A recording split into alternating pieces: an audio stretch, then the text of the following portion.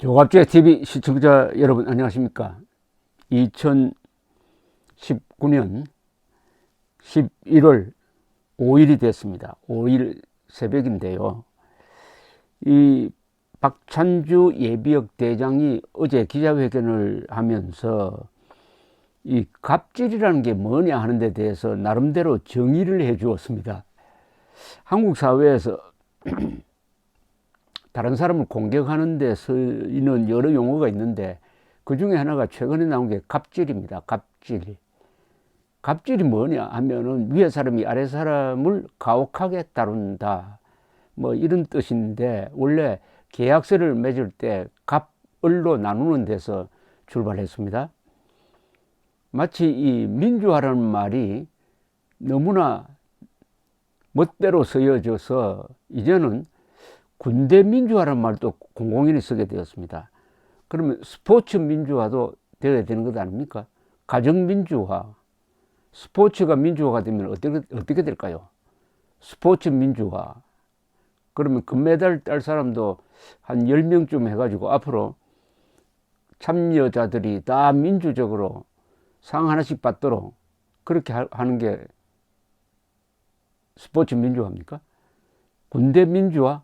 그러면 전쟁이 났는데 군대도 노동조합을 만들고 해서 전쟁에 나갈 거냐 말 거냐도 투표로서 하면은 그게 군대 민주화가 되는 걸까요? 이 민주화 갑질을 아무데나 갖다 붙여버리면은 예술 민주화도 되겠습니다. 예술을 민주화한다? 스포츠도 민주화한다? 그러면 이게 세상 만사가 뒤죽박죽이 되는 거겠죠? 민주화할 수 없는 데가 군대 아닙니까? 군대. 군대는 민주화할 수가 없습니다. 왜냐? 군대는 전쟁하는 집단이거든요. 전쟁하는 집단은 명령체계가 딱 서야 합니다. 지휘관이 분명해야 합니다.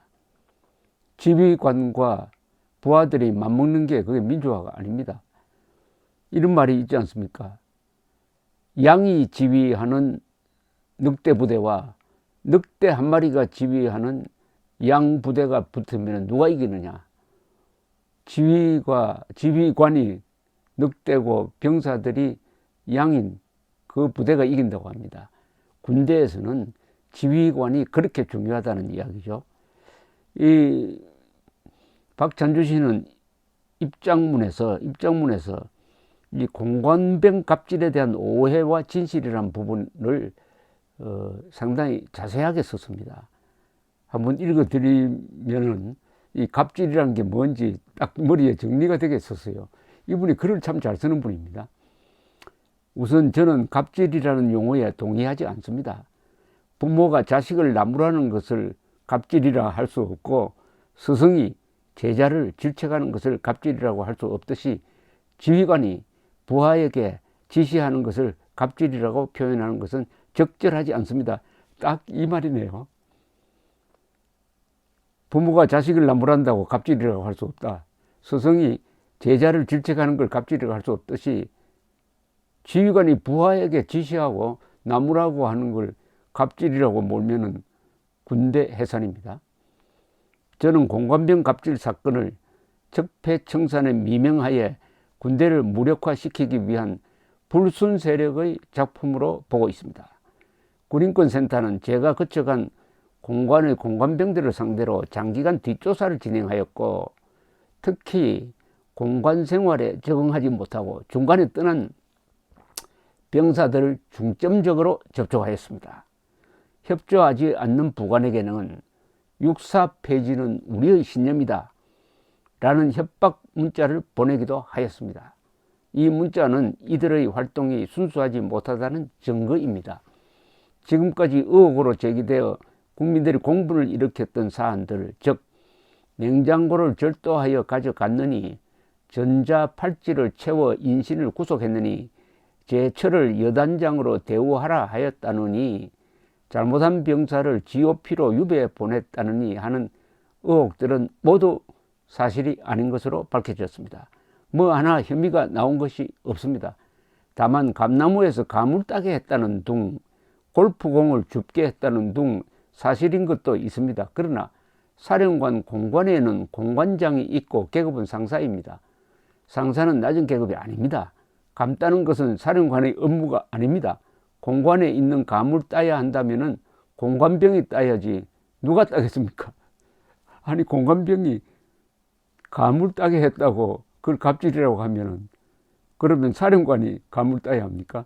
여기 공관장은 상사인데 상사가 따야 합니까?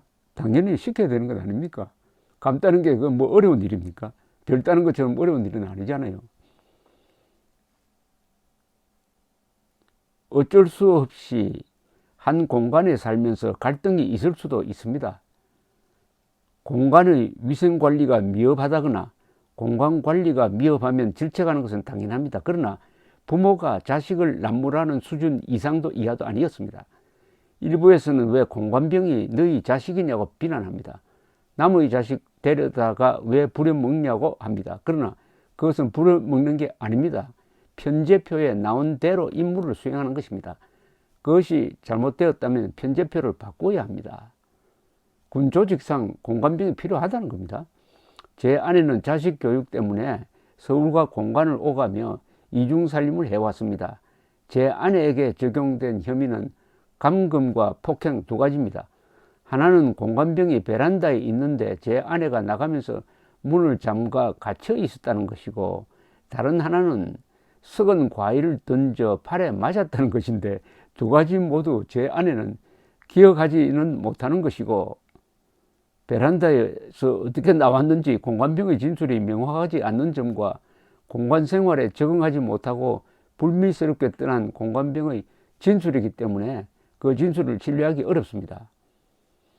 지휘관의 일거수일투족은 기무, 감찰, 헌병에서 어항 속 물고기처럼 들여다보고 있습니다. 만약 이런 일이 있었다면 어떤 경로로든 체크가 되었을 것입니다.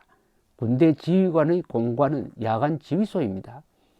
비밀 통화가 가능한 통신시설이 구비되어 있고 즉각 출동할 수 있는 차량과 운전관, 경호하는 헌병 등이 있습니다. 밤 10시와 새벽 6시에는 북한 동향과 아군 상황을 보고받고 야간에 상황이 발생하면 초동 조치를 취하는 것이 공관입니다. 6.25 전쟁도 새벽에 일어나지 않았습니까? 군인권센터는 군대의 질서와 군기를 무너뜨리는 잘못된 활동을 즉각 중단하고 해체할 것을 촉구합니다. 군대를 모르면서 군대를 평가한다는 것은 잘못된 것입니다. 저는 조만간 군인권센터 임태훈 소장을 무고와 허위사실 유포에 의한 명예훼손 혐의로 고발할 예정입니다. 아직도 전자팔찌 운운하며 허위사실을 언론에 공표하는 행위 역시 법적 책임을 져야 할 것입니다. 그러면서 이분은 왜 자신이 적폐청산 1호가 되었나 하는 합리적 의심을 이렇게 제기를 하고 있습니다. 주변에서는 왜 박찬주 대장이 적폐청산 1호가 되었는지에 대해 말들이 많습니다만은 저 스스로도 잘 모릅니다. 제가 박지만 동기이고 운명을 달리한 이재수 장군의 동기인데 박근혜 대통령을 누나로 여기는 육사 37기이기 때문이라는 이야기도 있고, 제가 독일 육사 출신으로 같은 독일 육사 출신인 김관진 장군의 직계 후배라는 점과 박근혜 정부에서 군 역사상 처음으로 기갑병과에서 대장이 되었다는 점, 이 작전 사령관 시절 성주 지역 사드 배치에 대한 현장 책임자였고 적극적으로 사드 배치의 필요성을 주장하여 새로 출범한 정부의 미운 틀이 박혔다고 평가들 합니다. 사드 배치와 관련하여 매우 안타까웠던 것은 시민단체가 성주 골프장 입구를 봉쇄하고 출입하는 군 차량을 검문 검색하며 식량을 들여보내고 유류는 못 들어가게 하는 등 참담한 현상을 목격하고 격분하여 군사작전 여건을 보장해달라고 정부에 항의하기도 하였고, 지역 언론에도 의견을 적극 개진하였습니다.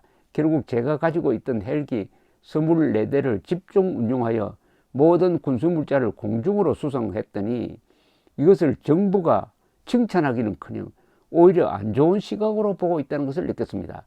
그러니까 이 정부는 오히려 시민들과 마찰이 일어나서 상황이 어려워지는 것을 바라고 있다는 것을 뒤늦게 깨달은 것입니다. 왜 그렇게 하겠습니까? 반미운동하라고 부추겼다는 이야기입니다. 이 박 장군의 이야기는 아주 중대한 의미를 내포하고 있습니다. 이 정권이 사드 기지를 민간인들이 봉쇄해가지고 군인들하고 충돌하도록 했다는 겁니다. 그러면은 반미운동하기 좋으니까. 끔찍한 이야기를 하고 있습니다. 그냥 정부가 원하는 대로 적당히 비율을 맞추며 협조하는 것이 바람직한 정무적 사고였을까요? 사드 문제와 관련하여 우리 스스로 굴종적으로 대응하는 바람에 우리나라의 입장이 더 취약해졌다고 저는 생각합니다. 그러니까 이분은 군인 정신이 투철을 해가지고 민간인들이 군 부대를 에워싸가지고 출입을 통제하는 이런 그냥 무법천지를 보다 못해가지고 헬리콥터를 동원해가지고 군 물자를 수송했으면은 당연히 정부에서 나서가지고 그 불법 봉쇄하는 사람들을 법적 조치하고 해야 될 텐데 오히려 박찬주 씨를 이상하게 보았다. 물론 이건 박찬주 예비역 대장의 일방적 진술이니까 검증이 필요하긴 합니다만은 이분의 말에 저는 신뢰가 갑니다. 그 당시 상황을 한번 생각해 보십시오. 아니, 사드는 주한미군이 돈을 들여가지고 배치한 겁니다. 우리가 사온 게 아닙니다. 주한미군이 한국도 지키고 자기들도 지키기 위해서 가져온 거예요. 그것을 만들지 말라고 막 데모를 하고 하면은 도대체 주한미군은 어떻게 됩니까? 나가라는 이야기 아닙니까? 핵폭탄 안 맞겠다고 사드를 자기 돈으로 들여와가지고 미군뿐만 아니라 한국 사람들도 같이 지켜주겠다고 하는데 한국 사람들이 이렇게 괴롭히면은 이건 한미동맹 깨자는 이야기 아닙니까? 문제는 정권이 나서가지고 공권력을 동원해가지고 엄정히 미국의 사드 기지를 보호해야 되는데 이 문재인 정권은 야당 시절부터 사드 배치를 못마땅하게 생각하다가 대통령이 되자마자 사드 배치에 무슨 부정이나 있는 것처럼 야단 법석을 뜨는 것으로 정부 일을 시작한 그 기억이 생생합니다. 갑질이라는 말 함부로 쓰지 맙시다. 부모가 자식에게 갑질할 수가 없고 스승이 학생에게 갑질할 수 없듯이 장교가 사병에게 갑질한다는 것은 언어로서 성립이 되지 않습니다. 감사합니다.